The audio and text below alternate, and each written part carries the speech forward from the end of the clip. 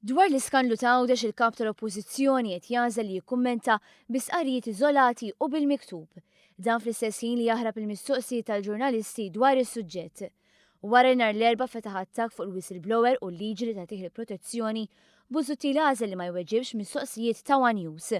Fost oħrajn saqsejni għaliex wara ġimgħat ma jgħidx qal il-whistleblower qed jagħmel ċerti dikjarazzjonijiet issa li fil-qorti il-whistleblower kixef x'intqal fil-laqam. Għalfejn propju issa li għattejt id-diskors tijak? Diġa ħriġt qarrija fuq dan. Għalfejn issa? Ħriġt qarrija. ċert li l-laqa ma kienx rekordjata? Saqsi lilu. Lanqas f'intervista fuq Net Television ma tqajjem is-suġġett.